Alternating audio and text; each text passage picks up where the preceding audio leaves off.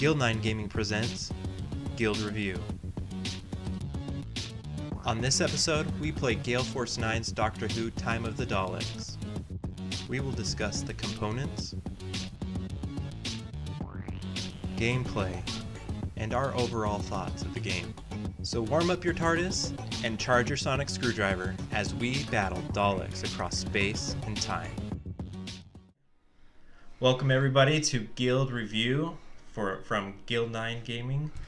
Today we're going to talk about Doctor Who Time of the Daleks. So we'll start with introductions. I'm Dan Flitton. I'm Justin Smith. Jason Bales. We're going to talk about first components. So when I first opened the box, I was very surprised there wasn't a whole lot of stuff in there, but a lot of good quality stuff. What did you guys think? Yeah, we opened the box and we did some assembly. Assembly is a really loose term. We popped little, pogs out of their sprues a little bit, and but not a lot of like assembly required. Not a lot of intricate pieces. Right. So I thought it was pretty good. Yeah, I think at one point when we were playing the game, before we really understood all the components, it kind of was chaos on the table. But then once we understood the components, it was very easy to manage. How little components there were in the game. Right. I think the only complaint that I have was that this console that you have is supposed to be your Tardis console, and it's a flimsy card. And I was really scared to put this back in the box because I don't want to bend it, right? So it's really flimsy, and in other Gale Force 9 games, the consoles that they have for like Star Trek, right? Star Trek Ascendancy, those consoles are thick and hardy, and they feel like a console. This, not so much. So the interesting thing to me about that was that all of the other components were that thick cardboard. Right. Right? When you had like the actual game board out or some of the other areas that you went to, they were that thick cardboard. This was the only one that was this thin. Right. Now, when we were actually playing it and it was down in front of me, honestly, I didn't even think about it. Like I just played it. It didn't even come up to me. But I could see the packaging or unpackaging is for like maybe putting your game back in, that you would be worried about bending it or creasing it or something like that. It's almost even an optional component of the game. I wonder if it was an afterthought, honestly, because this is the kind of layout that when you're playing the game, really when you look through the instruction book, it could say, lay your cards out in front of you like this. And I wonder if when they originally playing it, they didn't have these. And They just had said, this is, you put your equipment in front of you, you put your doctor next to you, and you have your companions in front of you, and that was it. And then they said, well, maybe we should come to these little like cheat sheet things. Right. And in 2017, we all went to Gen Con. I was running some demos for Star Trek, and this game was being played next to me. They were still kind of beta testing it at the time, so I didn't really see if they were using these or not. So that's a good point, because they actually had the game mat out, and they were using the game mat for the board. So that's an interesting, maybe that it was an afterthought. So let's move on to gameplay. What do you guys think about the gameplay? Well, I liked it. At first, it was very tough. And in fact, we played 2 games and just got destroyed until we realized we were playing the game wrong. Which usually, if you're getting destroyed in a game like this, you go back and you open the book and said, I'm doing something wrong. And clearly, we were absolutely doing something wrong. But once we got the gameplay down, which I guess we'll talk about in a little bit, I felt like it was very involving. It wasn't one of those games where when it's your turn, everyone else just kind of has to pull up their phone and check and do something else while they wait for you to kind of strategize with the pieces in front of you. Like, everyone could be engaged on a turn, and that's very important, I think, for a co-op game. Right. Yeah, and I actually think that's an important point to make about this game. It is a cooperative game, right? It's you in a race against the Daleks, and you trying to get to, the end before they do. And the way that we ended up playing it is we actually gave the Daleks a little bit more more moves than they should have had. So we were getting absolutely destroyed until we kind of went back and reread the rules. And but yeah, I concur with Jason right there in terms of the actual gameplay itself. I didn't ever feel like there was a lot of downtime between my turn and the next person's turn. We were always actively looking at what everybody else was doing. And one of the, I think, great features about this is that even when it's not your turn, you have the option to go and assist one of your other players. And so, there's oftentimes like, should you go a system? Should I go a system? Who should go do that?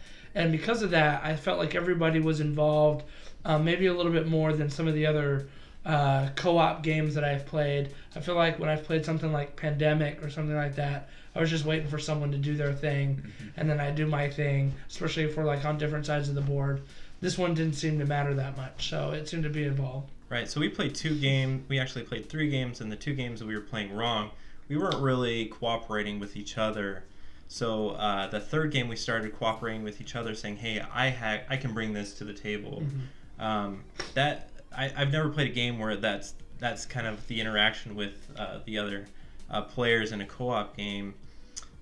Usually it's like, hey, you need to help me with this, or you need to do this, you need to do that. It's more like, hey, this is what I bring to the table. Do you want me to help? If so, this is the consequences. Right? Yeah, I think with a lot of co-op games, when you're playing the game, if the people are not sitting on their phones or whatever when it's not their turn, a lot of co-op games are really just, well, you just think through what that player is going to do in his turn. There's no real like mechanical involvement between the 2 players. But this game has absolute mechanical involvement between the 2 players. I mean, during the game you travel to different locations, and if you need help at a location, you can spend some resources to actually go and grab one of the other players and bring him to your location, and then he brings a dice pool of his own, and then together you try to take on the dilemma that you're trying to overcome, and that's very good to involve in the cooperative theme of the game. And you're bringing other players in, but they also have an incentive to play along too. So there's rewards in doing so. So I think that part of the gameplay actually surprised me that it is a cooperative game. And it's so cooperative that you actually have to talk between turns. We were failing miserably when we weren't cooperating, as you mentioned earlier. And so I think that the game is designed for you to absolutely cooperate if you're going to win. And it took us 3 goes to figure that out. Right. And I think that one of the biggest failings of cooperative games in general is that you'll end up getting a mini dictator at the table, and he says, no, you don't understand. On your turn, you do this, you do that, you do this, right? And you're like, oh, okay, well, he's already been thinking this, or he's played it so many times, he knows how it's going to play out. So, okay, here I go. I'm just going to move my pieces or do my thing, waiting. And basically, it's one guy playing the whole game with everybody else just kind of being the peace movers or whatever. When I play Pandemic, that's me. You go here, you go here. Yeah. You play this card. And if you're kind of competitive, even with yourself, that's kind of the natural tendency, right? I didn't ever get that sense with this. Now, the 3 of us were kind of learning it together, but as you had mentioned, it was like, what can I bring? Here's what I can contribute, rather than me telling you or Jason telling me this is what you need to do. No, that's a bad idea. You should do this. It was more cooperative. Right. But I think there are still opportunities for that to happen in this game. But there's so much going on, it kind of mitigates that. So yeah, there's definitely a lot going on, but there's a very definite sequence as to what each person's turn is. So while there's a lot to do, once you learn the system, you can play your turn very quickly, right? Rather than have to kind of really get stuck and contemplate. It's very clear to see, okay, this is what I have to do right now. Let's pull our dice together and find a way to do that.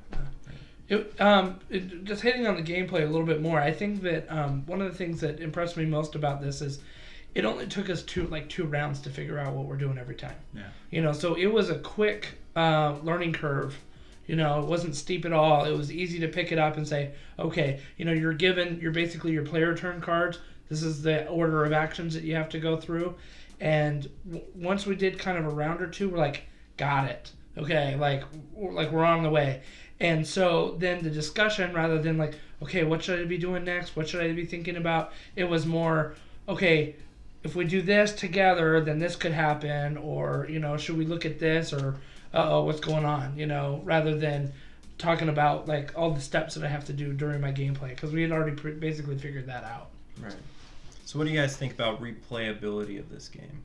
I mean, we played it 3 times, and it was different every time. But what do you think about you beat it. We beat the game on the third try. Finally. What do you guys think about replay?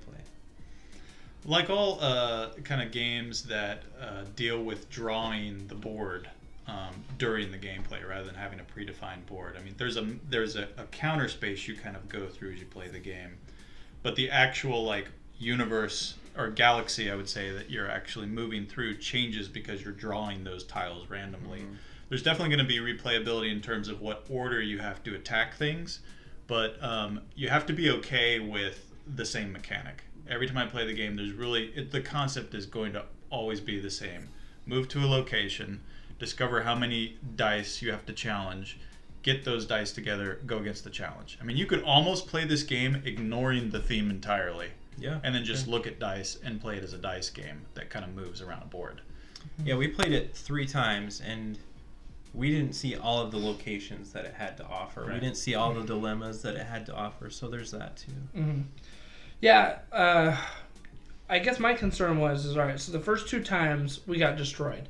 And that was because in the rules, and this is kind of a public service announcement right there, there was an interpretation of when the Dalek should be moving, right? We read it after every player's turn, but later on in the book it clarified it was after the whole round, basically, they moved. So they were moving basically 3 times as fast as we were. So it ended up destroying us very quickly. Now, with it, without that mechanic, without them moving that much, we seem to be moving pretty quickly ourselves. I think that there might have been a couple of things that we probably didn't move them forward as much as we should have been doing during that third game. Again, we kind of worked through those rules a little bit. Halfway we realized, they should be moving maybe another space or 2 each turn. But my concern, I think, in the end is the scalability of the replayability. Once you've got the mechanics down really, really well, are you just going to beat it like every single time? Right. And is there going to be fun in that, right? Or is there a way, and maybe there's going to be expansions and things like that come out, is there going to be a way that kind of scales that a little bit to where like maybe you go on like, maybe there's easy mode and then there's like, survival mode or something like that that you can do. So that was my concern with the replayability, I think, a little bit, is this scalability of difficulty. Right. So in the rule book, they actually show in the examples on the pictures some of the cards that are going to be in the future expansions, and it warns you, hey, some of these cards are going to be in the future expansions. So there are going to be expansions in the future and expand the game somewhat. What that looks like, we'll have to see. Yeah, I think just one more kind of final point on that. You think of some kind of really classic co-op games like Arkham Horror or Ghost Stories that are known to be extremely challenging, right? Like those games, you can take seasoned veterans and sit down and play that game, and you'll still lose. It's still like the odds are against you. The game is difficult. By the end of our third game, when we felt like we figured it out, I kind of felt like we were overpowered, to a sense. Like, we figured out a regime that will keep us winning in this game. But I know one thing to consider is there are different difficulty levels in the game. Right. Yeah. And we were playing on the easiest level, right. So we're not really that good. So, all right. Any parting thoughts about this game? Look, I know a lot of you out there probably are big Doctor Who fans, and more power to you on that one. I just haven't really ever watched the show or gotten into the show. But one of the things that impressed me the most about this is that I didn't feel like I had to be involved in the show to play it.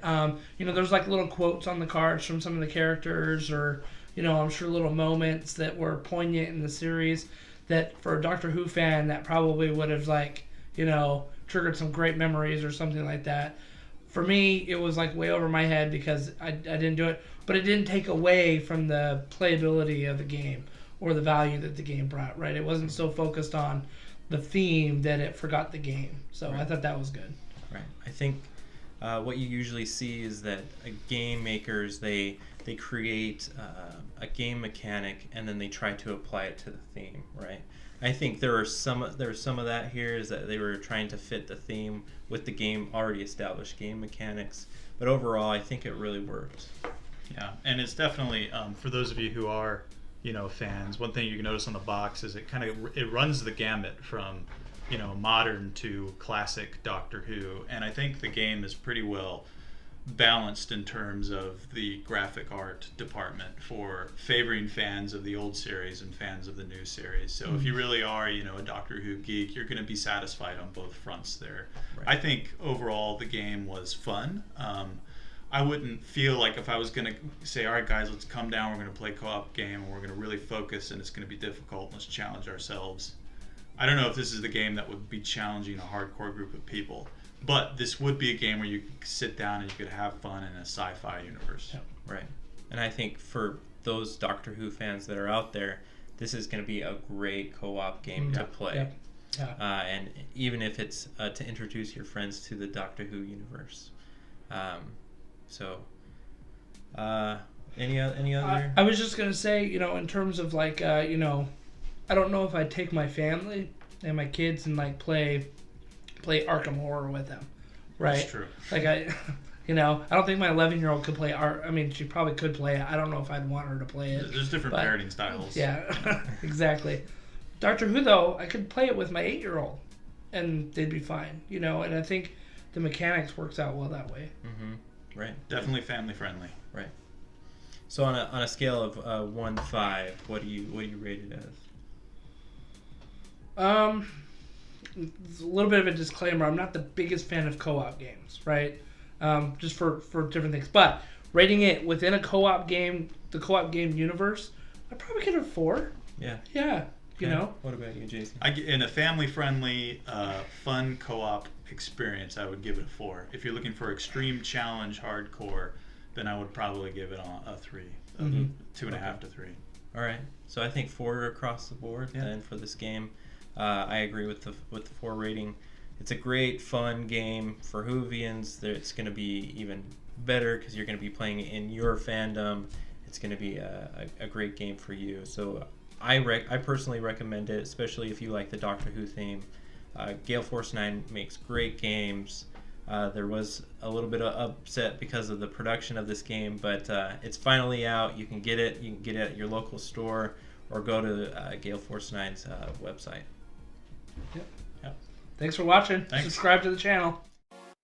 Thank you for watching. If you liked our discussion, please subscribe to our channel. Also, you can join the Guild by visiting our website at www.guild9gaming.com and register.